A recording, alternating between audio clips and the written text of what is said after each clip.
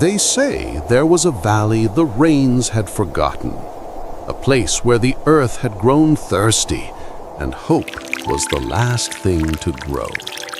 But hope lived on in a boy named Leo and in the last sunflower in all the valley. He gave his only friend the very last drop, but he knew it wouldn't be enough. And so he looked to the only place he could, to the sleeping giant at the top of the world, the one soul who could change everything. The journey seemed impossible, but for a friend, nothing is. And so Leo began to walk across a land baked by a sun that never softened, where every drop of water was a memory of what the world had lost. He looked back, not to see how far he had come, but to remember why he had started. For in his small bag, he carried the last bit of color in a world of brown and gray.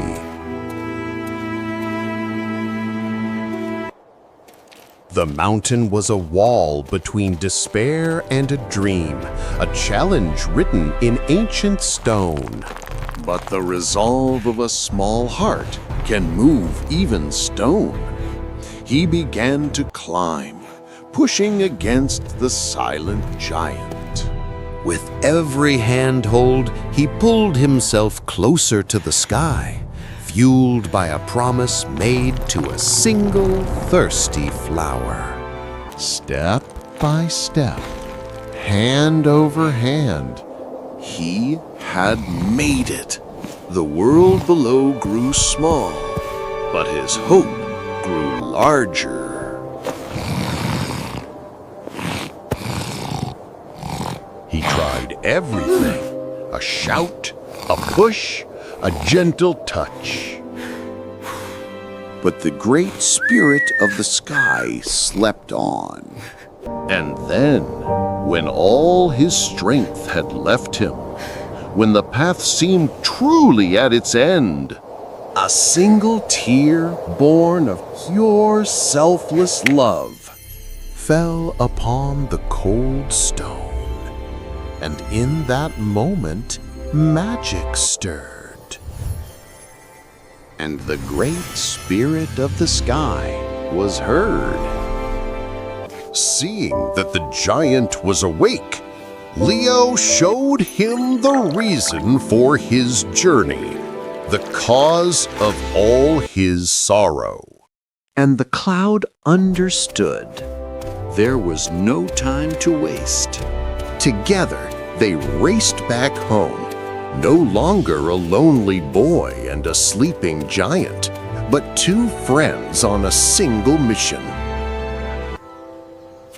He had to bring the life back to where it belonged. The cloud, seeing its new friends home, knew that saving one flower was not enough, and it called for help. And from all corners of the sky, they came. They say, from that day on, the valley never knew thirst again. Because now, it didn't just have a shepherd, it had a friend in the sky.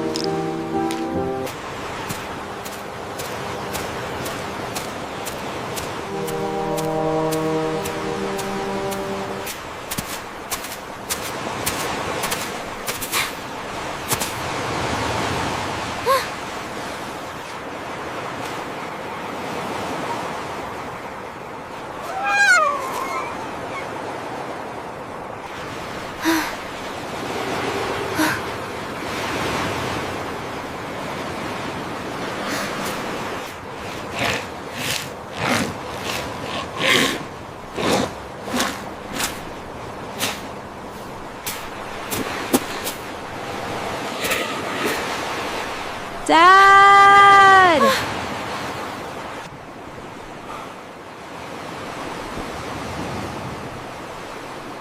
Lena!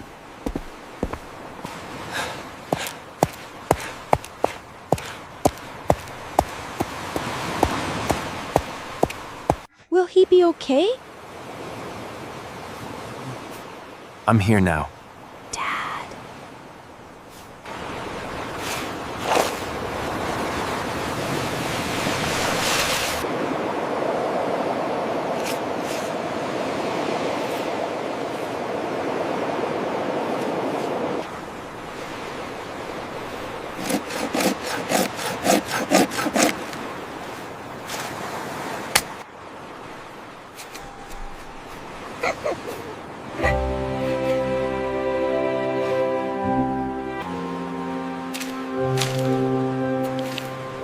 Let's just let him go home.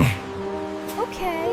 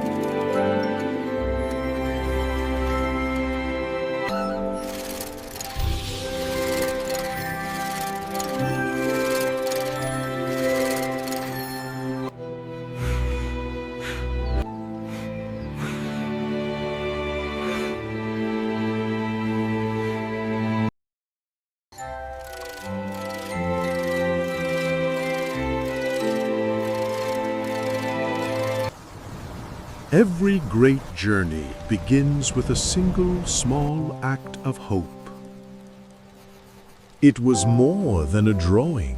It was a question sent out to the vast, silent sea. It wasn't just a picture of the sun.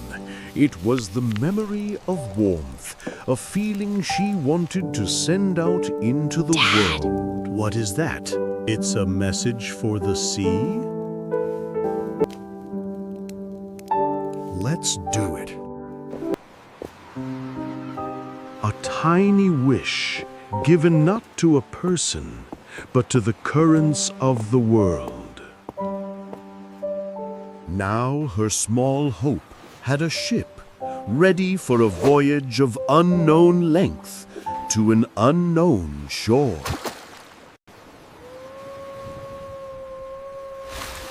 A new star on the water's surface, guided only by the pull of the moon and the promise it held inside.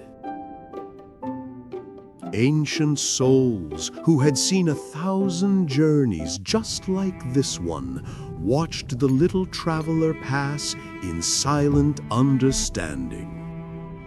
For every fury on the surface, there is a quiet wonder waiting beneath. Playful spirits of the waves, nudging the lost hope back on its righteous course. A simple act of kindness from a stranger, a universal language understood even in the silent deep. A silent witness to the majesty of a world far, far from its home. On a shore where endings meet beginnings, walked a man who had forgotten to look for messages. Every journey has a destination, even one guided only by the tide. It had traveled 1,000 miles, not by chance, but to find the one shore it was always meant for. Two worlds a lifetime apart, finally meeting in a single silent moment. And in his hands, he held more than a drawing. He held the other end of a thread of hope.